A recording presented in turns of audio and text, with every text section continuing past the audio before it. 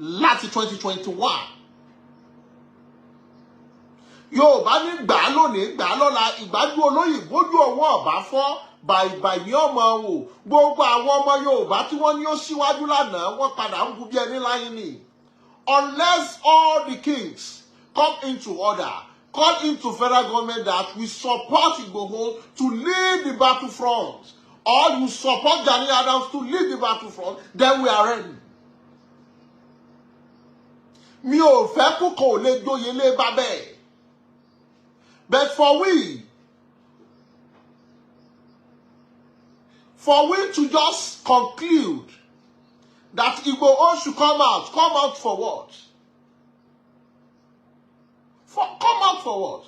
When we have all the security arms of government, we have the Navy, we have the soldiers, we have the police, we have everything in orders.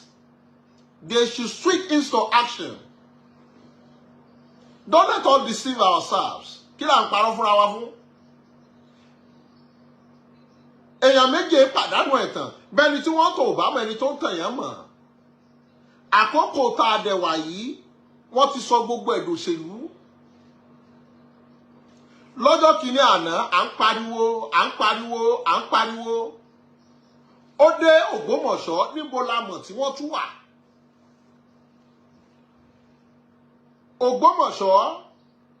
Ògbómọ̀ṣọ́ wà ní ojú ọ̀nà tó já sí gbogbo àárín gbùngbùn lẹ̀ Yorùbá. Ògbómọ̀ṣọ́ ó wọ Òkè Ògùn. Ògbómọ̀ṣọ́ ó padà sí Ìlọrin. Ògbómọ̀ṣọ́ ó já sí ìpínlẹ̀ Ọ̀ṣun tá a bá gba ọ̀nà Ẹ̀rìn Ìlóòbù axis ó já sí ìpínlẹ̀ Ọ̀ṣun. Ògbómọ̀ṣọ́ já sí Ọ̀yọ́ tá a bọ̀ Ìbàdàn. Àárín gbùngbùn láti dé yìí. But when we are clamoring, shouting them, a lot of people started insulting. Wípé àwọn aláìníṣẹ́ nígbà tá àti wá pariwo Yorùbá nation ṣé ìran ìyálàyà rẹ ní fún mi lówó oúnjẹ? Àbí ìran ìyálàyà rẹ ní bọ́ mi? Amúkan ẹrù ẹ wọ́ òkè láwọ̀ àwòsàlẹ̀. Gbégbègbè èèyàn mélòó lọ́kẹ́ lè balẹ̀ nínú Ògbómọ̀ṣọ́ lónìí tí ó lóun fẹ́ lọ sọdún iléyá. Àwọn ìgbèríko tó wà ń bẹ̀ èèyàn mélòó lọ́kàn rẹ̀ balẹ̀ lónìí. Ọkàn ò balẹ̀ jàmbá tà fún jàmbá rẹ̀ lékelèké yé. Tó ọ̀bá mọ̀ lórí ìrìn àjò yìí tó lóye Sunday Igboho dìde sí lọ́jọ́ kìíní àná. Ìyá wa wọ́n jáde láyé lórí ẹ̀ wípé ọmọ mi dà. Ọmọ ẹni kú ó sàn jọ ní ọmọ ẹni nù lọ. Ìyá jáde láyé lórí ẹ̀ o. Àdògán ó kú o. Àfáàfàkáì ó kú o. Gbogbo ẹ̀yin tẹ́ ń sọ pé lóye Sunday Igboho ó padà ó lọ́jọ́ òṣèlú. Ó rí before you could insult him, walk in his shoes. Live the kind of sorrow Oloye Sunday Igboho has lived. Feel his pains. Then you are free to blame him. Ìwọ tó o bá gbárù àtẹ̀mọ́ra bẹ́ẹ̀ láàrin ọdún márùn-ún kó o mọ wo àwọn ọmọ rẹ lókèrè kó o mọ lè dọ́dọ̀ wọn. Don't ever say that. Oloye Sunday Igboho passed through a lot of hidden pains that can't be said outside. His property was stolen. Where were you when your brother's property was stolen? Did they tell you I'm in charge of all his properties? Because I have my own life to live, likewise he has his own life to live. Mi ò ṣe àbúrò agbódúlógún. Tí mo ní bọ̀dá mi, ilé ìpínlẹ̀ yìí, tí mo ní ìwé ẹ̀ wà, document tí mo ní ìwé ẹ̀ wà. Because we are all industrious. A son of nobody who wants to become something must not think like others. Because we all know we came from nowhere. Gbogbo ẹ̀dá tó bá ti gbójúlé ẹ̀kan kó nígbà tí lágbájá bá là lòun náà tó là tí ọ̀bá là ayé èrè ò ní súnmọ́. Nítorí ẹ̀ ni wọ́n fi sọ fún ọ pé Ọlọ́run ní ńlá ni Gbogbo ọmọ ológun kí lè rí gbètùgbètù ṣe, gbogbo ọmọ lọ́lá kí lè rólé bàbá wọn. If you are not born with the spirit of leadership, no amount being given to you will always become the servant. Because we are all born to. Some are born to be a leader and some are born to serve the great ones. Are you born to serve the great one or you want to become a leader? I want to become a leader, I don't want to serve. Because a lot of you don't know what is happening. Láti jẹta yẹn, ara olóyè Sunday Igboho gbà. Kò lè sùn, kò lè wò. Olóyè Sunday Igboho was calling right from there and there, calling the DSS, calling everybody to know what step can be taken. Àmọ́ gbogbo àwọn tí wọ́n pè wọ́n Sunday ní sùúrù ṣe jẹ́jẹ́. Ní sùúrù ṣe kíni ṣe jẹ́jẹ́. Bẹ́ẹ̀ náà ni àwọn ìyàwó ẹ̀lú Àdìsá. Ńgbà ọ̀pọ̀ráṣí náà ní kinní kan. Níbo lẹ́wà? They are monitoring him. Ó ti kú ò wípé ṣé ó sì lẹ́bí àwọn ìyàwó àtọmọ gan mójútó nǹkan wọn, àwọn àbúrò gan òjì ó sinmi. Wípé mo lẹ̀ ń lọ. Ó dìgbà tá a bá níbi tí ìjọba àtàwọn ọba wa tí wọ́n ti submit ìwé báyìí pé Sunday Igboho, you are being handed over for us.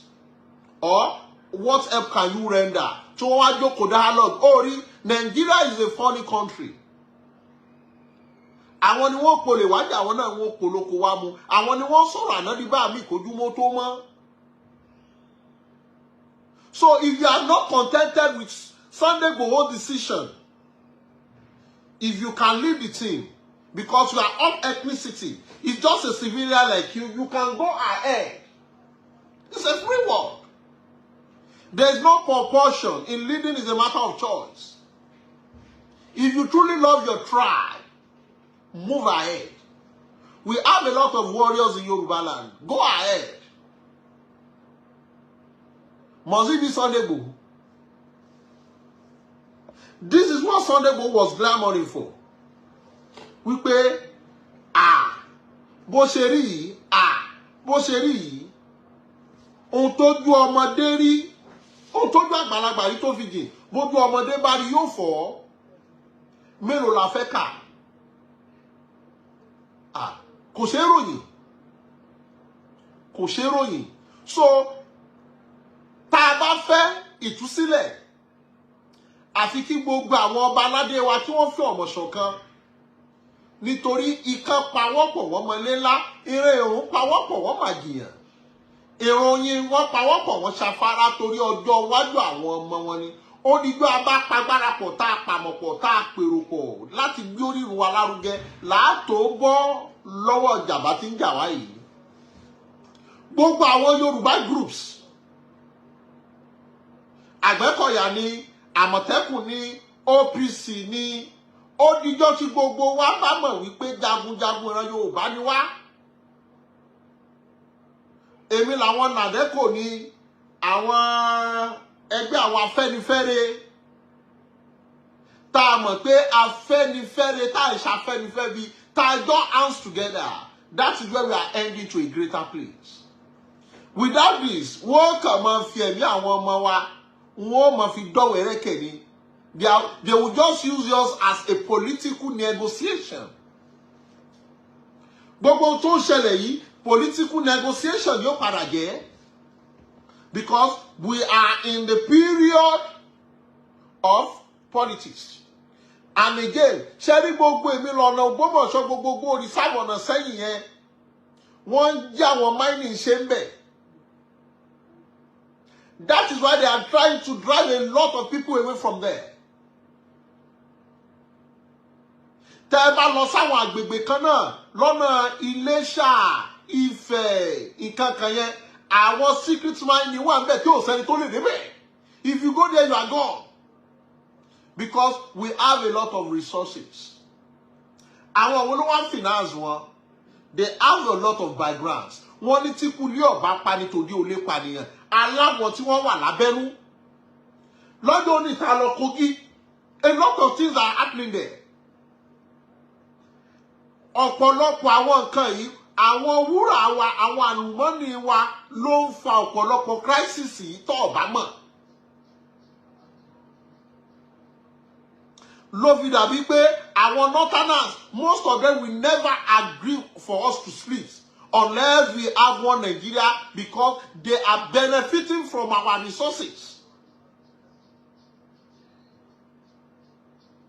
They are using all these people to gain advantage to acquire land for them to do their mining. Wọ́n fi yẹn kí àwọn èèyàn láti kúrò nínú ìlú, láti kúrò lágbègbè, láti wọnú àwọn mining tí wọ́n wọ̀. Mo kí àwọn Aṣọlá kò gbọdọ̀ kú. Ikú ọ̀nà pẹ̀tà lójúra. Because where we are glamoring, shouting them, a lot of people started insulting. They are hooligans. They don't have anything. They are riffraffs. Ìwọ tó ń sọ̀rọ̀ sáyé ẹ̀dá tó tèmi, orígbó lọ́wọ́ mi rí. Ẹni táyé rẹ̀ ò tí ì dá tó tiẹ̀ tó bú ẹ. Èyìnbó ní never you argue with stupid people. They will use their own inadequate brain to drag you down to the mud. Wèrè lé ọ̀wọ́ náà lé wèrè. Wọ́n náà ti ya wèrè ní. How will I argue with someone who has a senseless brain? But tá bá sọ̀rọ̀ lórí ọ̀rọ̀ yìí, ọ̀pọ̀lọpọ̀ a máa ní wọ́n jíjò kò kàn mí. Ẹni tí ò bá sọ̀rọ̀ lórí ọ̀rọ̀ yìí, kì í ṣe kó dákẹ́. Ó wò pé ọ̀rọ̀ òdùn lẹ́nu akọ́bẹ̀jẹ́ kí la fẹ́ wí ni. Kí la fẹ́ sọ ni? Ìyá mi Bọ́lá Tító, kí la fẹ́ sọ ni? Títí lónìí, olóyè Sunday Igboho ń pariwo. Fídíò kan wà tí mo record tí wọ́n send sáwọn presidency. Today is 20 that I'm willing to face them, but ta ni ó fún mi láṣẹ? Ọ̀rọ̀ yìí dàbí ọ̀rọ̀ who will bail the cat nínú Macmillan láti kàwé yẹn. Ayé ìgbà kan àwọn eku wọ́n mọ́ wá ń jẹun. Tó bá wá jẹun, olóńgbò kan wá wà wọ́n máa pa wọ́n lékú jẹ. Ká fi ọ̀rọ̀ olóńgbò yìí ká fi yá wọn Fúlàní. Olóńgbò yìí wọ́n pa wọ́n. Ìjọ kan gbogbo àwọn eku wá jókòó wípé ẹjẹ́ á ṣèpàdé bó la ṣe fẹ́ borí olóńgbò yìí. Gbogbo wọn ní tá a bá ti mú kùmọ̀ ká lámọ lórí. Ẹlòmíì ní tá a bá rí ọfà kátá fún. Èèyàn kan wá mú ìmọ̀ràn kan wá wípé ìmọ̀ràn tẹ́mi ò bá mú wá ní pé tá a bá rí agogo, tá a bá lè dé mọ́ lọ́rùn, tó bá ti ń sáré bọ̀, agogo yóò mọ mi lọ́rùn ẹ̀ gbúrúgbúrúgbúrúgbúrúgbúrú tí gbogbo wa bá ti gbóhùn agogo yà á lè sáré wọnú ilé wa. Gbogbo wọn pariwo pé bẹ́ẹ̀ ni. Inú gbogbo wọn dùn wọ́n ṣàjọ wẹ̀mú. Ègbó wá díjọ́ kejì. Ta ni ó lọ fi agogo sí ọrùn ológìní olóńgbò? Ni wọ́n ṣe sọ pé who will bail the cat? Ẹnu dùn rò fọ́ àgbọ̀dọ̀ wọ́n dìje rẹ̀dú. Ta ni ó kún wa lọ́wọ́ láti lọ bẹ̀? Bàbá mi àwọn Fájìmí Adékúnlé Fájuyì. Ifá ní kíyín ní mo rẹ̀ ń tẹ́lú. Ọ̀rúnmìlà ní kíyín mi sí àkúrùbà. Ifá ní kíyín ọmọ elépo ńlé mọ́jà ní Ọ̀rúnmìlà dúdú eyín ẹnu rẹ̀ sí funfun bí òkìnkín. Ifá gbè wá. Èjèèjì mo gbè wọ́n ọ̀gbẹ́ni kankan. Ó dolú tìrán àgádágoro tìrán. Ìwọ̀ tí ń bẹ lẹ́nu eku ní tìrán mẹ́ku lẹ́nu. Ìwọ̀ tí ń bẹ lẹ́nu ẹja ní tìrán mẹ́ja lẹ́nu. Fúnra àṣàwùrù ní tilẹ̀kùn mọ́ ara rẹ̀. Ọwọ́ tọ́gẹ̀dẹ̀ ọ̀tá wa bá gbé ara rẹ̀ ní òfin lùkẹ́bọ̀ pẹlẹ́bọ̀ àṣàṣì ọ̀pá látàṣì. Nítorí ọ̀pọ̀lọpọ̀ èèyàn tí ń pè mí pé olóyè Sunday Igboho Ògbómọ̀ṣọ́ is bleeding. I was looking a lot of people and I don't know what to say because òótọ́ ọ̀rọ̀ ní ká wọn ní ká mọ́ sọ̀rọ̀. Mo wà nínú gúrùpù kan lánàá àwọn kìíní kan broadcasters. Ọwọ́ ni Mr. Wisdom, your attention is needed in this group. Are we willing for olóyè Sunday Igboho to come out? I told them olóyè Sunday Igboho is not coming out. Because when olóyè Sunday Igboho was shouting then, èèyàn mélòó ló dìde? Who stood by him then? You started laughing. When olóyè Igboho was crying in the sound, how many people came out to support him, to make a pronouncement, free our actor? A lot of people are making jest of him. Now, Òṣàbò ò lè gbè mí. Ṣebí bó ti bá mi. Before Baba Ladoja could collect his release, there are a lot of dialogue. Oloye Sunday Igboho must not disturb us. Oloye Sunday Igboho must not do this. Before they could release him, did you want him to break the oath again? Sorry. Mo fẹ́ mú mi ni o. Torí ẹlòmíì tẹ́ ẹ bá mú mi, á ní ó ti mú gógóró yó ló fi ń ṣe program. No. So a lot of people are abusing them. Then àwọn wo ni wọ́n ṣíwájú? Adúpẹ́ lọ́wọ́ àwọn kan wọ́n mọ̀ tí wọ́n mọ̀ pé tí wọ́n mọ̀ ṣàdúrà. Àmọ́ yínníyínní kẹ́ni ó lè ṣe mí. Èèyàn mélòó ni ó sọ pé wà lára?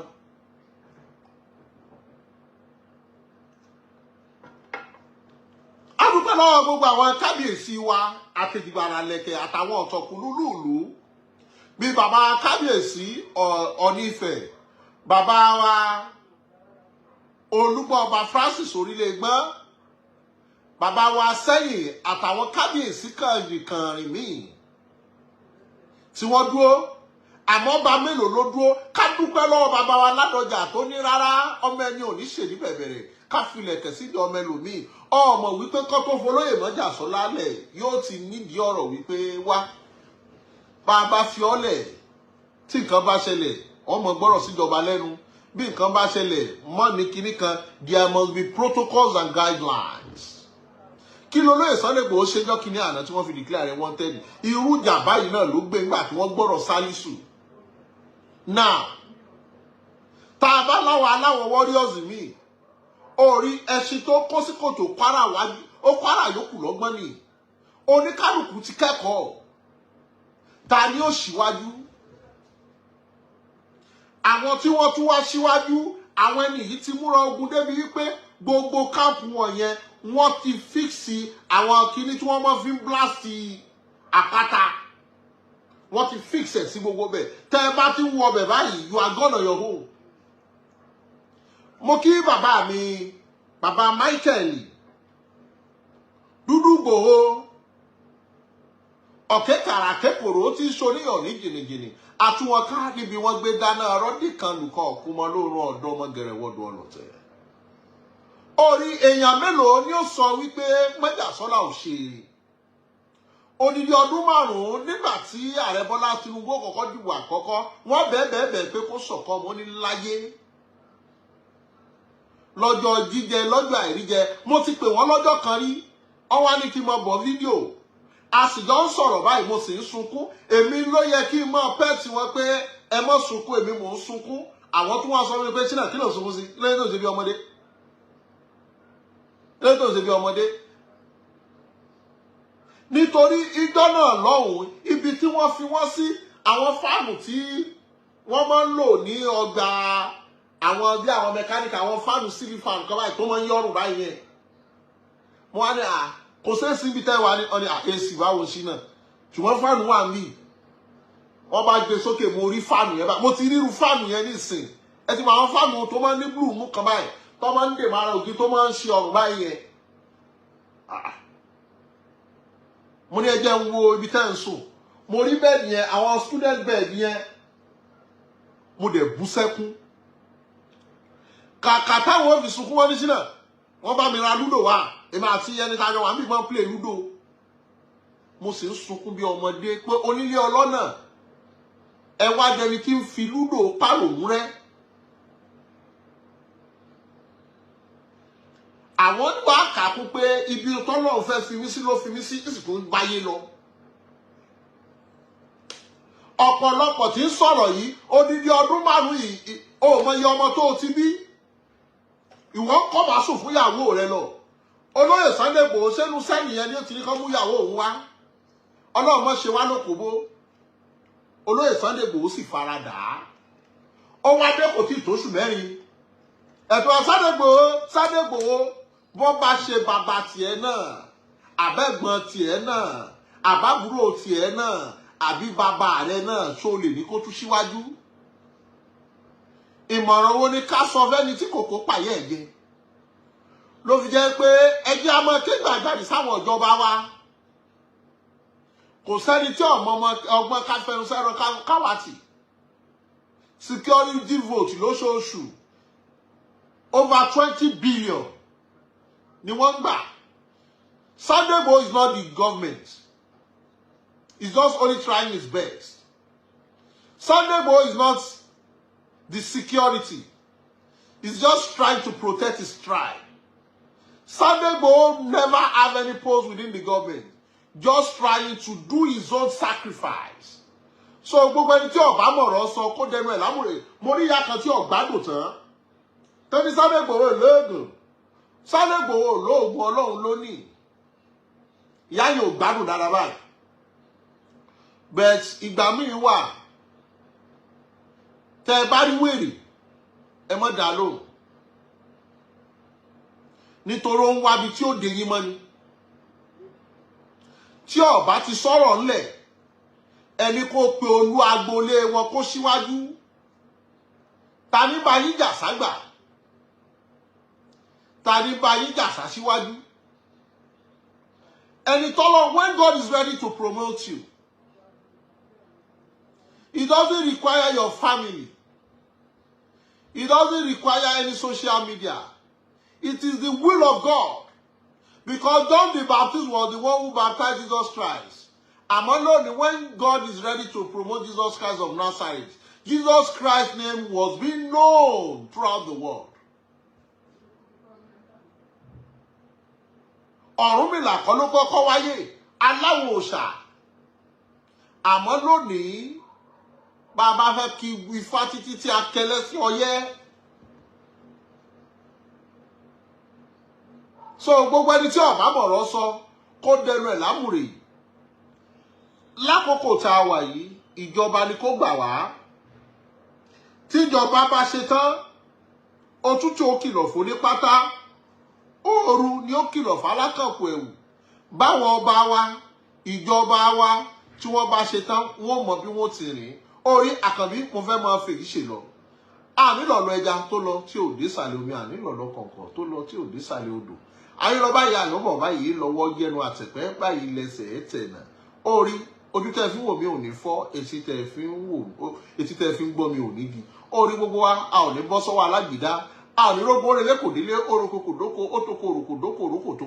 Àlùbọ́ ò ní wọṣẹ́ gbogbo wa, gbèsè ò ní lé wa kó gbogbo ibi tá à ń gbé. Ẹ jẹ́ ká ṣàmì ká gbé tó àdúrà mi tìtì. Ó dàbọ̀ yín bàbá, ó dàbọ̀ yín màmá, ó dàbọ̀ yín ẹ̀gbọ́n, ó dàbọ̀ yín àbúrò.